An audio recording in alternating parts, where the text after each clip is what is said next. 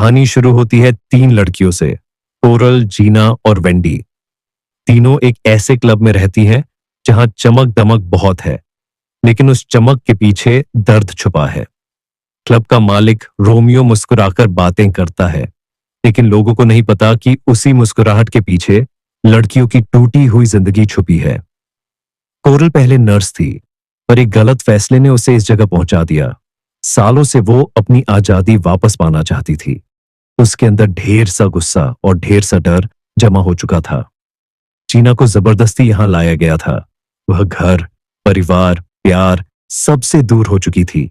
उसकी आंखों में हमेशा डर तैरता रहता था। वेंडी तीनों में सबसे तेज, सबसे गुस्सैल। उसका दिल साफ था, पर गुस्सा उससे भी तेज। एक रात क्लब में ऐसा कुछ होता है जो उनकी जिंदगी बदल देता है। जीना पर हमला होता है। कोरल और वेंडी उसे बचाती है। रोमियो उन्हें रोकने की कोशिश करता है, पर लड़ाई में रोमियो बुरी तरह घायल हो जाता है। अब तीनों को पता है, अगर उन्होंने आज कदम नहीं उठाया तो उनका कल कभी नहीं आएगा। वो क्लब से भागती है, डरी हुई, कांपती हुई, पर पहली बार आजादी की हवा महसूस करती हुई।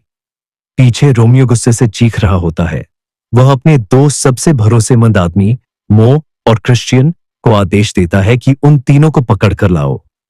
मो शांत है, सड़कें लंबी हैं, पेट खाली है और हर जगह खतरा है, लेकिन तीनों पहली बार अपने फैसले खुद ले रही हैं। कार सुनसान सड़क पर दौड़ रही है।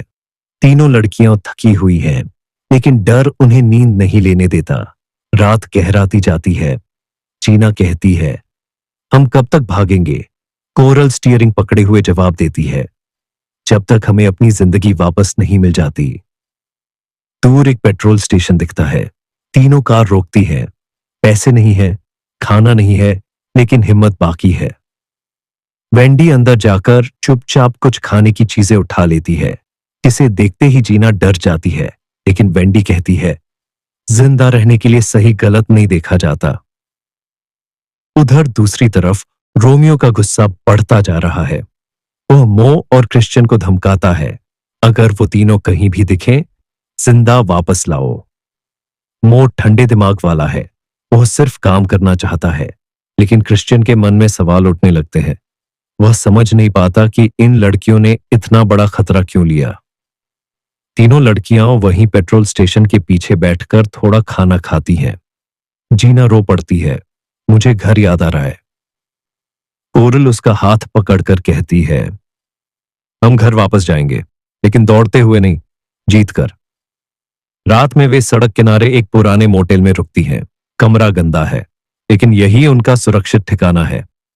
कोरल आईने में खुद को देखती है। उसकी आंखों में दर्द भी है और आग भी। वह खुद से कहती है, तू कैद में रहने के लिए नहीं बनी। जीना को पहली बार एहसास होता है कि वह अकेली नहीं है। वेंडी उसे गले लगाकर कहती है, हम बहनें हैं, जो भी होगा साथ होगा। लेकिन खतरा उनकी तरफ बढ़ चुका है। मो और क्रिश्चियन उनके रास्ते का हर सुराग खोजते जा रहे हैं। क्रिश्चियन कहता है, क्या हम सही कर रहे हैं? मो अपने सख्त लहजे में जवाब देता है, ये काम है, सवाल मत पूछ। अगली सुबह तीनों जल्दी निकलती हैं। उन्हें पता नहीं कि आज का दिन उनकी जिंदगी का सबसे खतरनाक दिन बनने वाला है। सुबह का वक्त है। सड़क पर धूप फैली हुई है, लेकिन इन तीनों के दिल में चिंता की धुंध गहरी है। कोरल कार स्टार्ट करती है और तीनों फिर एक अनजान शहर की ओर निकल पड़ती है। रास्ते में जीना बार बार बाहर देखती रहती है। हर गाड़ी, हर आदमी उसे शक देता है, जैसे कोई भी अचानक हमला कर देगा। कोरल उसे शांत करने की कोशिश करती है, डर मत, हम अब भागने नहीं, जीतने निकले हैं। वेंडी चुप है, लेकिन उसके दिमाग में सिर्फ एक बात है, रोमियो को सबक सिखाना। उधर दूसरी तरफ मो और क्रिश्चियन लड़कियों की कार की लोकेशन पता कर लेते हैं। वे एक दुकान में मिली कैमरा फुटेज देखकर मोबाइल पर कहते हैं, ये लोग ज्यादा दूर नहीं गए। क्रिश्चियन पहली बार डरता है। वह मो से कहता है, अगर वे सिर्फ अपनी आजादी चाहती हैं तो? क्या हम गलत लोगों का पीछा कर रहे हैं? मो उसे घूर कर कहता है, हम सवाल नहीं करते, हम काम करते हैं। क्रिश्चियन चुप हो जाता है। लेकिन उसके मन में कुछ बदल रहा होता है। तीनों लड़कियां अब एक छोटे से शहर में पहुंचती हैं। यहां लोग सरल हैं, जिंदगी धीमी है, लेकिन उनके लिए हर जगह खतरा है। वे एक छोटी दुकान में जाती है। जीना चुपचाप कुछ कपड़े उठाती है। वेंडी उसे देखती है और कहती है, सालों बाद पहली बार हम खुद के लिए कुछ चुन रहे हैं। जीना की आंखों में हल्की मुस्कान आती है, लेकिन खुशी का यह छोटा सा पल ज्यादा देर टिक नहीं पाता। मो और क्रिश्चियन उसी शहर में उनके करीब पहुंच जाते हैं। कोरल दुकान से बाहर निकलती है और उसे अचानक एहसास होता है कि कोई उन्हें देख रहा है। उसकी सांस तेज हो जाती है। वह फुसफुसाकर कहती है, हमें निकलना होगा। तीनों तेजी से कार की तरफ दौड़ती है, लेकिन इसी समय मो की गाड़ी मोड़ से बाहर आती है। कोरल घबराती नहीं। वह तुरंत कार स्टार्ट करती है और पूरा जोर लगाकर सड़क पर ले जाती है। अब पीछा शुरू हो चुका है। सड़क लंबी है, धूल उड़ रही है और दो गाड़ियां सीधे मौत की ओर भाग रही है। मो अपनी गाड़ी को और तेज करता है। क्रिश्चियन डरते हुए कहता है, धीरे चलो, मर जाएंगे। मो जवाब देता है, पहले उन्हें पकड़ना है। कोरल कार को बेतहाशा गति में ले जाती है। उसकी आंखें सड़क पर टिक गई हैं। वेंडी पीछे मुड़कर देखती है और चिल्लाती है, वे करीब आ रहे हैं। चीना रोते हुए कहती है, रुको मत, आगे बढ़ो। एक मोड़ आता है। कोरल पूरा स्टीयरिंग घुमा देती है। कार फिसलती हुई सड़क के किनारे पहुंचती है, पर संभल जाती है। मो की गाड़ी इतनी तेजी से मोड़ लेती है कि क्रिश्चियन का सिर खिड़की से टकरा जाता है। वह दर्द से कराहता है, लेकिन मो पर कोई फर्क नहीं पड़ता।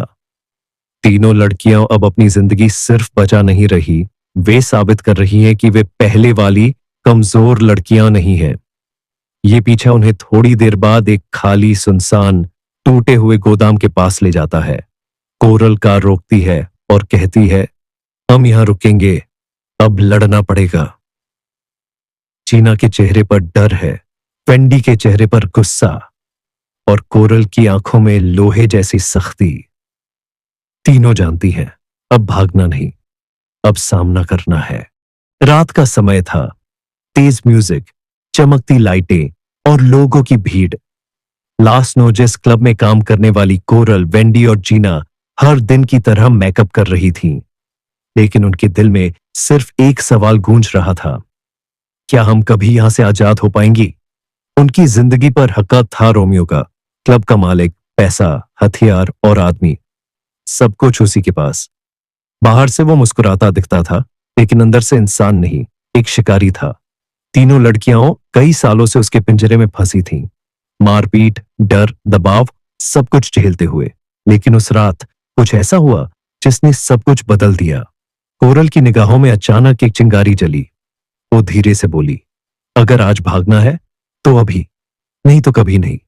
वेंडी ने हिम्मत से कहा, मैं रेडी हूं, चाहे जो हो जाए। जीना कांप रही थी, लेकिन उसकी आंखों में भी उम्मीद चमक रही थी। चलो, मैं भी तुम्हारे साथ हूं। तभी रोमियो अंदर आया, गुस्से में, शराब में और हमेशा की तरह हिंसा के लिए तैयार। लेकिन आज लड़कियां झुकने वाली नहीं थीं। लड़ाई शुरू हुई और इतिहास बन गया। कोरल ने पहली बार रोमियो को धक्का मारा। वेंडी ने पकड़ी हुई बोतल तोड़ दी। जीना ने भागते हुए दरवाजे की चाबी उठा ली। कमरा चीखों, टूटती चीजों और दौड़ती सांसों से भर गया।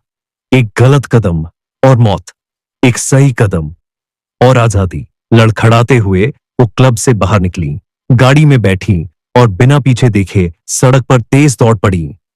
पीछा शुरू हुआ। रोमियो ने अपने सबसे खतरनाक दो आदमी पीछे भेजे, मॉइसेस और क्रिश्चियन, दोनों भाई, लेकिन दोनों की सोच अलग। क्रिश्चियन बस नौकरी करता था, लेकिन मॉइसेस, वो रोमियो के लिए कुछ भी कर सकता था। गाड़ियां चिल्लाती रफ्तार से सड़क पर भाग रही थीं। तीनों लड़कियां डरी भी थीं और गुस्से में भी।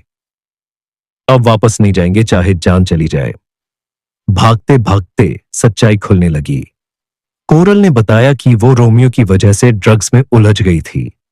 वेंडी का बहन से टूट चुका रिश्ता रोमियो की हिंसा की वजह से था। जीना को परिवार से अलग कर दिया गया था। तीनों एक दूसरे की कहानी सुनकर समझ गईं। उनका दुख अलग अलग था, लेकिन दर्द एक ही था, रोमियो। इस बार वे सिर्फ भाग नहीं रही थीं, वे लड़ाई के लिए तैयार हो रही थीं। मॉइसेस का दिल डगमगाने लगा। वो जब लड़कियों के करीब पहुंचा तो उसे समझ आया कि वो अपराधी नहीं, पीड़ित है। क्रिस्टियन ने भी पहली बार पूछा, क्या हम गलत आदमी की मदद कर रहे हैं? लेकिन रोमियो को अपने लोगों के सवाल पसंद नहीं आते, और यही वजह बनी एक दर्दनाक मोड़ की। क्रिस्टियन की मौत, भागदौड़, गोलियां, चीखें।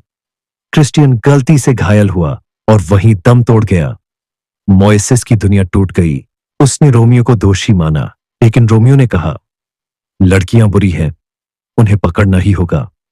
मोइसेस बदले से भर गया, लेकिन उसके दिल का आधा हिस्सा लड़कियों की सच्चाई समझ चुका था।